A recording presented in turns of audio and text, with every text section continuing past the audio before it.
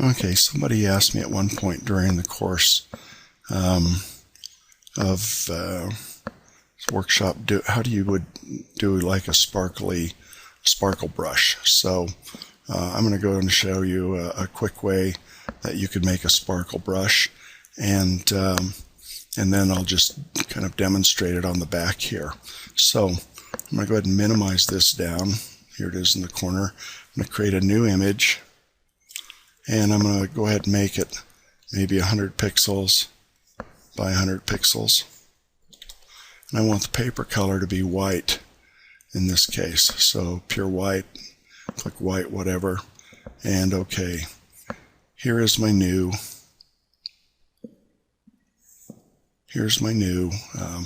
brush, what's going to become my new brush. Perfect square at this point. I'm going to zoom in so you can see a little more what I'm doing. And to make a brush that sparkles really isn't too hard. There are just a whole lot of different ways you can do it. What I'm going to do is go ahead and on a new layer create me a little tiny thin selection. On this selection, using airbrush, digital airbrush, you can see it up here, I'm going to do that, paint in the center. And I'll deselect it so you can see it, and that's going to be a good start for a sparkle. In fact, that's all I need for a sparkle airbrush. So, a sparkly brush. So what I'm going to go ahead and do is I'm going to select my own brush again at this point. It doesn't matter what brush you're using, but at this point I'll use my own brush. And I'm going to go ahead and in effects I'm going to soften this because I really don't want a hard edge brush. Now that's way too much, so I may only want to preview. It's hard to tell what's going on, but maybe about 4 will be okay. And I think that probably will be just fine for what I want. Let me go out to zoom out just a little bit. It actually may be a little wide, so I'm going to come under Edit, Transform, and I'm going to do a free transform, and I'm going to narrow this down it's about half of what it was. Okay, there I've got what's really going to be just a fine brush. Now I'm going to go ahead and drop this down onto the canvas, and right now I've got Don's brush selected, so if I come up here you can see with brush, if I make it white, that's what my brush does now. I'm using the Don's brush kind of as the basis for what I'm going to be doing here. What I'll do now is select the whole thing, draw a selection around it, and I'm going to come up, let me pull this down, come up and go Capture Dab. And somewhere's my dialogue.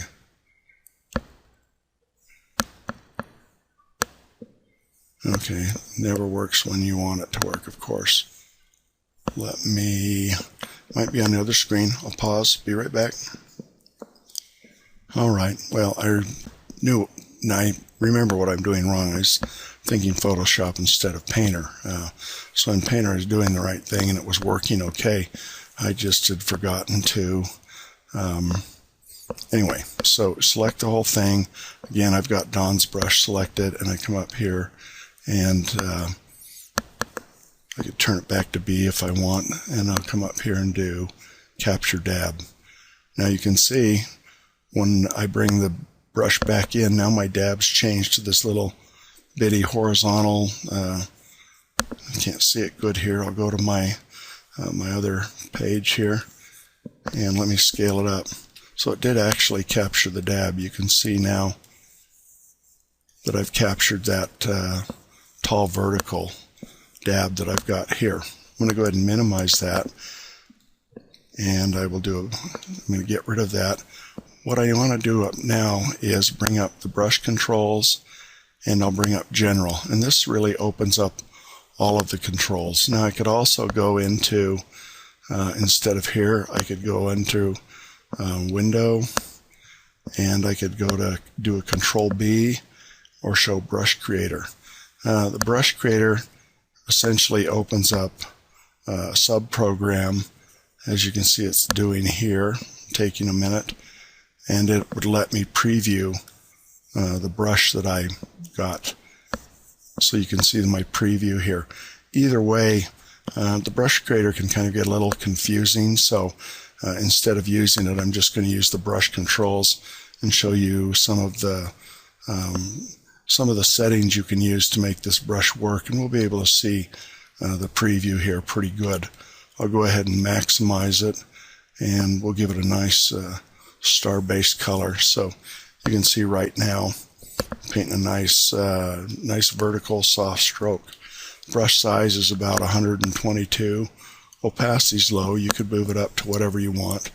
That works pretty good. So anyway, we'll go back here, Brush Controls, and go to General. One thing I do want to do, we'll leave the opacity whatever we like. We can leave it at color right now, and I will for just a minute.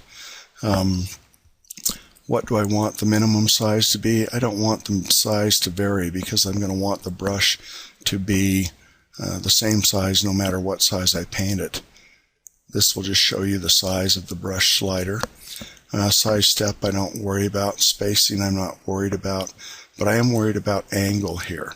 And so I'm going to move the angle button here until it's vertical. So I've got no angle, and right now I'm going to set it to the squeeze to 0. So now you can see that I've got a brush that paints this nice vertical selection continually. That, though, doesn't add much sparkle. So I'll undo both of those. I want to come back down and set the squeeze here to 99%. The angle is fine. The expression I want to be, well, it can be pressure. It really can be anything. I'm going to go ahead and set it to,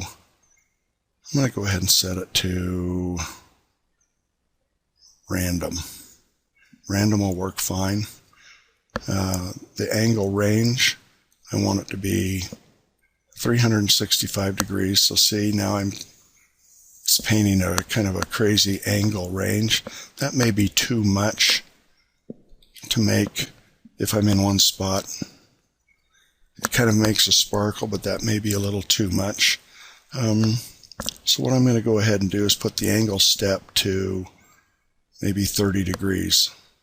And what this will do is it will constrain the brush into 30-degree angle, so I don't get anything kind of strange off the center. So now see, we're almost getting a pretty good angle brush here. If I wanted, I could do it at 90 degrees. And what this does then, get it down. You could also select this and type in, which is sometimes quicker. Now, no matter what I do, it's either to the side or front, or I might want to go ahead and do 45 degrees. You can play with this, get whatever you want. So see, now it will go in 45 degrees. Probably, I'm going to go ahead and change this to pressure. So I press hard. Now I've changed it so it's not doing anything. So let's go ahead and change that again. Maybe none is what I want it to do. Nope. Whoops, I don't want to do that. Let's try this. Rotation might be, well, direction's usually what I'll do. Then it'll kind of follow you around. What I want it to do is kind of stay where I am. And I think maybe random is going to be the best choice.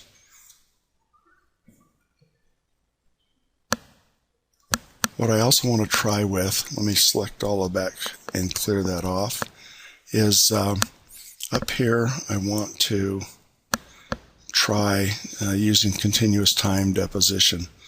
And this is what it'll do with an airbrush. So when I start in one point, see how it just quickly does that? So all I have to do is really tap now, and I can get it to paint these kind of sparkly shapes for me, depending on how much I tap. And this is really kind of what you want. You kind of want it to behave in one spot where you're using it. I do think, though, that is probably, opacity is probably too high. I'll come down here. And I don't like random too much. Let me try, which one do I want to try? Maybe direction. So as I spin it, nope. Direction's not working too good. I don't know. Sometimes you just got to pick one. Let's try source. That's not doing much anything. May end up being just random. Bearing, however my stylus bears. Tilt. And I have a feeling random's going to be the one. None. That doesn't work because it just keeps it there.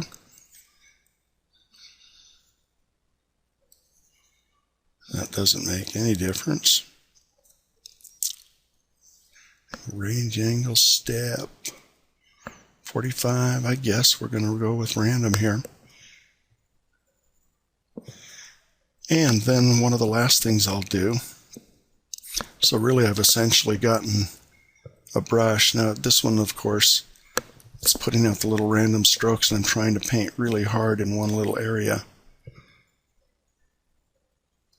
And let me try one more. I'm going to try them all. Velocity doesn't matter. Direction won't work. Pressure. That won't work. Unless maybe I come up here, change the expression. Nope, that won't work. I'll go ahead and leave it up here, the opacity to pressure, or the size to pressure. Actually, we don't have the size. We don't need the size to be anything because it'll stay whatever it is.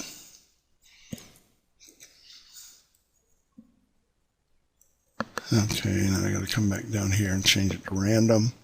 As you can see, it's kind of an experiment to getting just exactly what I want. And that doesn't bother me too much. You can turn off the continuous time deposition, but then you've got to paint in the one little spot a little more often. And if you turn it on, really, you can just kind of tap it, and it'll bring some sparkle into it. Now, right now, I'm just painting with it as if I can move the slider down, make the size. I can make it as small or as large as I want.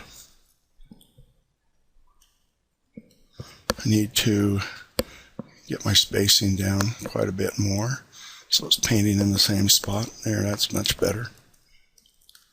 So you can make any size really kind of sparkle you want. I'm just really tapping. It's painting just exactly what I want it to. Again, you can change the number, the angle. You can change the angle step if you want more. Go back down to 30.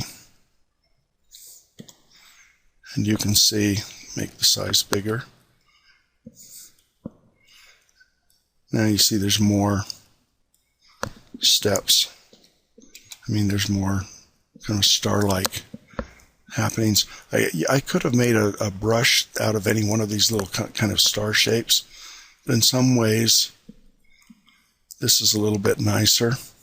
Now, this could also be a problem for me, depending on whether you want to put individual sparkles down or you want to put a lot of them down. If you want to put a lot down, then you do have to play with the spacing.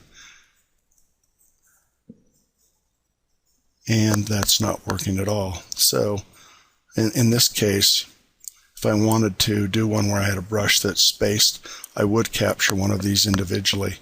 And so I will probably do that here just to demonstrate it. So this right now would be good for a single sparkle. At this time, I might also want to come up into here, and instead of using cover, I may want to use plug-in and the glow brush. So you can see now as I switched the colors, it burns out, instead of from a yellow, it burns out from a white to whatever you've set the glow to be. And you may find this more valuable or less valuable. It just kind of depends on you. So once, this is essentially then how you'd paint a smart sparkle brush. If you wanted the size of the arms to vary, you could move the minimum size down and set it to random. And then you can see I get a variety of different sizes in the sparkly little pieces that it lays down. And when you've got the brush you like, I can make lots of little sparkles now. When you've got the brush you like, then go ahead and come up and you want to save the variant. And this one, since I built it on Don's brush originally, I would want to call it sparkle or something like that, or single sparkle, so that I know exactly the way it works and that it paints out one single sparkle. Click OK, and then it will save it. And so now down in the brushes that you've got, you can see a single sparkle brush. Now if I want to make a sparkle brush that works all over the place, I'm going to go ahead and change this back to cover, make it black here, and I'm going to minimize or move this down a little bit and bring my original image where I created the brush here. I'm going to backspace it and paint me. That's probably a little too much. I'm going to, let's say I don't want the minimum size to go quite that small, and this, let me make it a little bigger.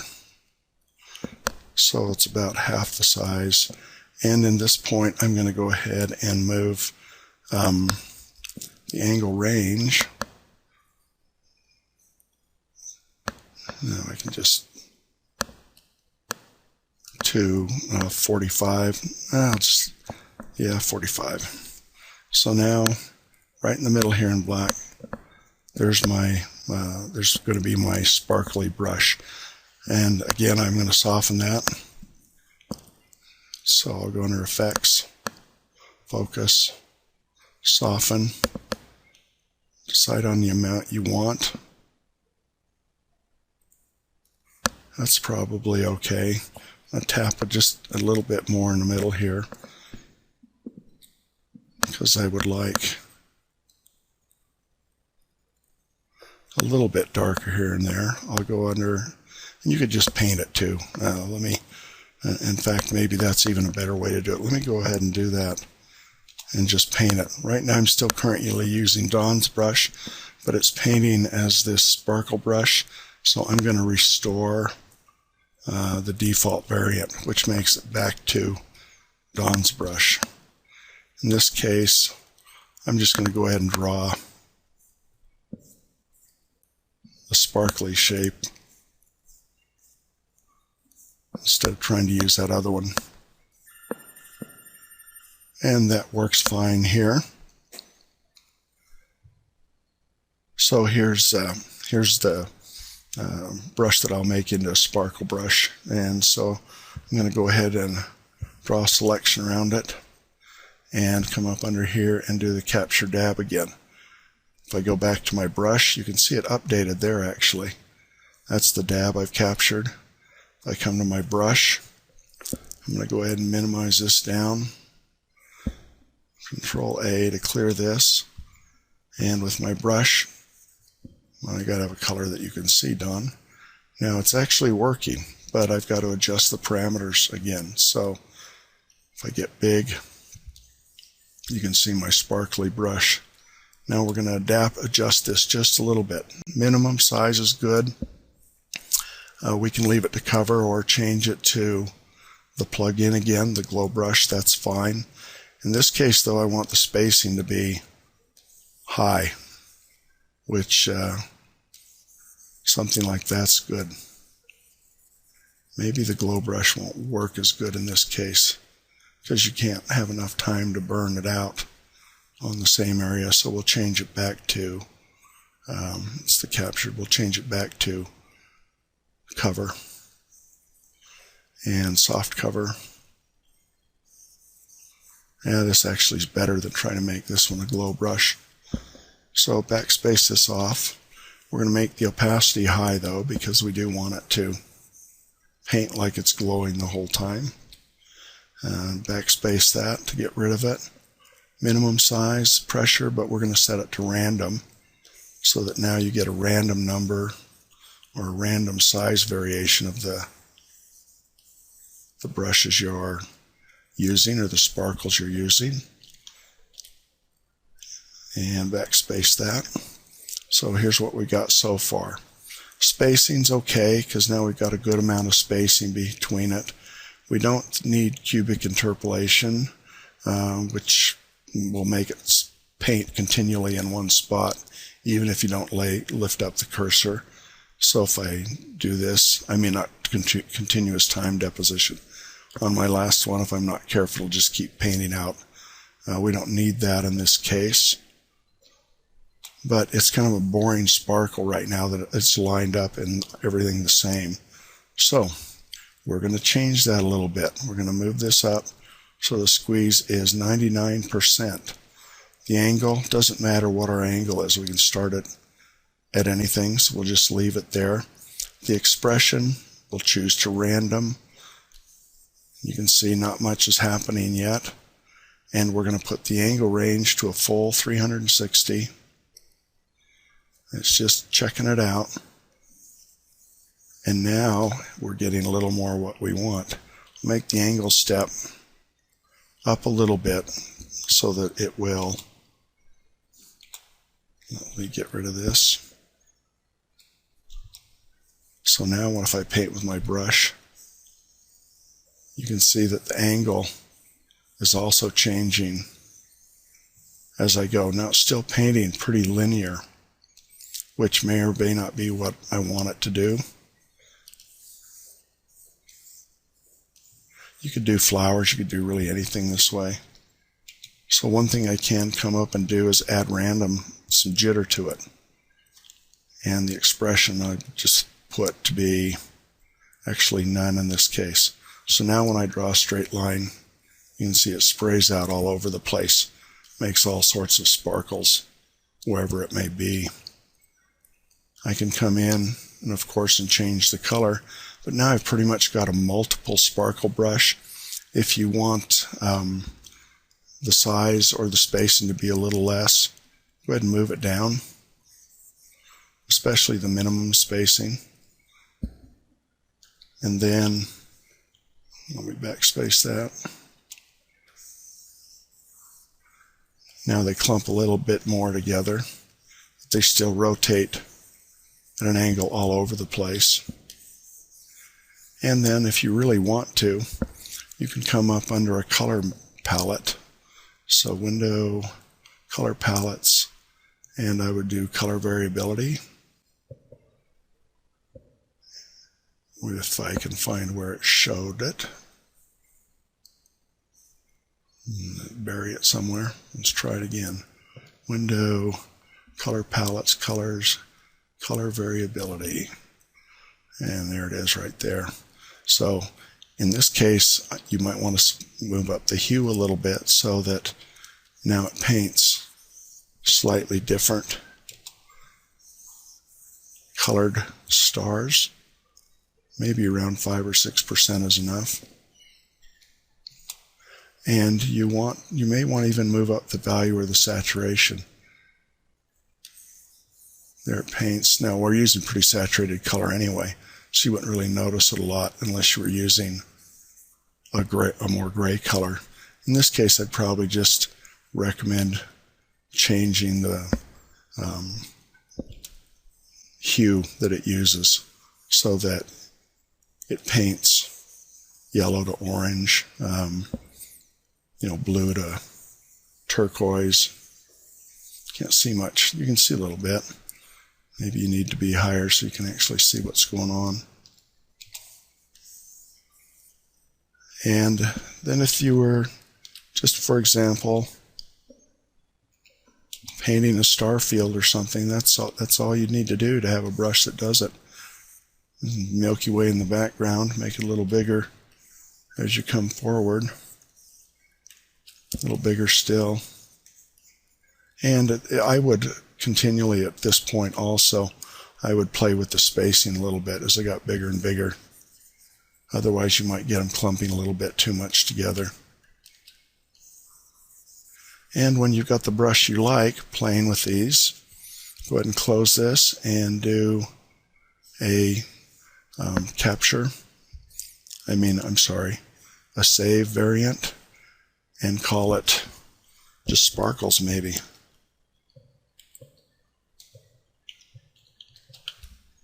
And click OK. One thing you do want to remember, now this brush will be at the bottom of the category, so here's my single sparkle. If I was going to be doing single ones here and there, shooting star, what do I know? And then there are my regular sparkles down here also that I could still do a lot with. And that's really kind of how you go about creating a different brush.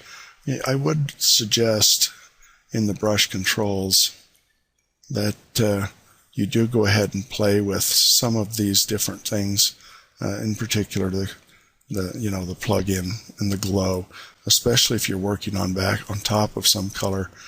Glow could really make a lot of difference in how things looked or how they built up for you. So do whatever you like. Right now, I would want to make sure that you go back to Dawn's brush. I'll just select it here, and it's still the sparkle brush right now, and you want to come in and restore the default variant. So that's how you pretty much do it. Go about creating several different sparkly brushes.